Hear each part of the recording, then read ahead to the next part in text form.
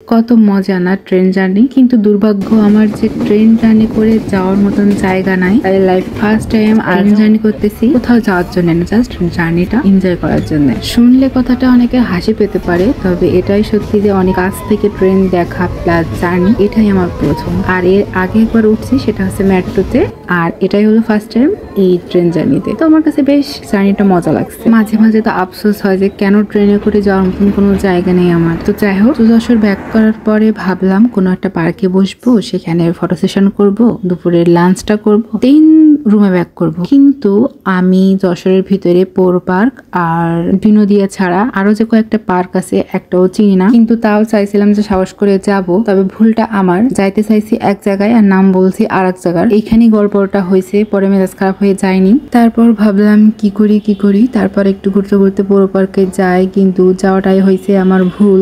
ওই টাইমটা যে কপতিদের জন্য, এটা আসলে আমার জানা ছিল না। তবে নেক্সট টাইম দুপুরে যাব না কখনো। এমনিতে ছিল মুড আপ, তারপরে সিনারি দেখে আরো মেজাজ খারাপ হচ্ছিল। তারপরে কিছু ফটো সেশন করে তাড়াতাড়ি ওখান থেকে বেরোয় আসি। আর মজার ব্যাপার হলো, যশোর এত বছর আছি কিন্তু এখনো পর্যন্ত আড্ডাখানাতে আমার আসা হয়নি, এটাই ফার্স্ট টাইম। যশোরের মধ্যে অনেক রেস্টুরেন্টে ভিজিট করা হয়েছে, কিন্তু কখনো আলস্যি করে আর কি আসা হয়নি। তো যাই হোক, শেষমেশ আসলাম। দিন চারিদিকটা একটু ঘুরে ফিরে দেখলাম যে কোথায় বসা যায়, সুন্দর একটা ফটোজেনিক জায়গায় বসে লাঞ্চটা করা যাবে, এমন একটা লোকেশন খুঁজে বসে পড়লাম।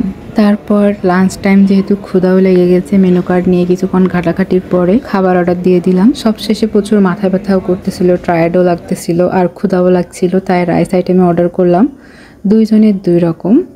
এখন আমি যেটা করব, দুটোটাই ট্রাই করব, তারপর আমার যেটা ভালো লাগবে সেটা আমি খাবো আর অন্যটা আমার ফ্রেন্ড খাবে, ব্যাস হিসাব বরাবর, এই আর কি। তো এখন বলা আমার দুইটার ভিতরে কোনটার টেস্ট বেটার সেটা চেক করে তারপর খাওয়া দাওয়া স্টার্ট করব।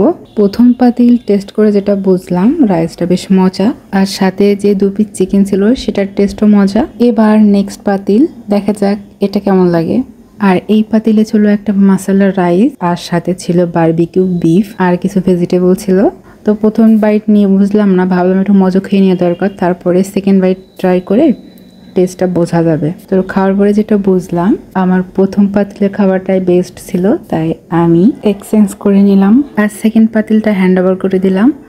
এখন পেট ভরে শান্তি করে খেয়ে নিব, কারণ সারাদিন ঘোরাঘুরি করার পরে পেট ভর্তি ক্ষুধা, আর সব শেষ। ঠান্ডা ঠান্ডা পানি, পুরো প্রাণ ঠান্ডা হয়ে গেল একদম। তবে এই পানি খাইতে খাইতে একটা অকাজ করার কথা মাথায় আসলো, যে একটুখানি মজো বেঁচে আছে, আর এই মজোটাকে এখন এই পানির ভিতরে ঢালতে হবে আমার। তো ঢেলে দিলাম। আরও একটু আকাশ করব, সেটা হচ্ছে এটা ছিল মেবি ক্লেমন, তো এটাও অ্যাড করে দিলাম। দেওয়ার পরে, মানে ওই দুটা কিনছি অনেক আগে, গরম হয়ে গেছিল, তাই ঠান্ডা পানির ভিতরে দিয়ে দিলাম। ভাবলাম দেখি টেস্টটা কেমন আসে। বিশ্বাস করেন রাসেল ভাই, পৃথিবীর সব থেকে যদি আমার খাওয়া অখাদ্য কিছু থেকে থাকে তাহলে এটা ছিল আমার হাতের একটা স্পেশাল ড্রিঙ্কস। প্লিজ আমি আপনাদের সাজেস্ট করব, এরকম একটা ড্রিঙ্কস তৈরি করে খাবেন, আমি গ্যারান্টি দেবো বমি না আসলে টাকা ফেরত।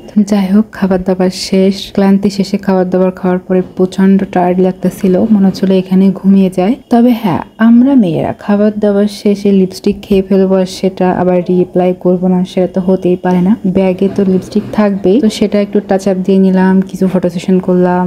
দেন এখন পালা রুমে ফিরে যাওয়ার।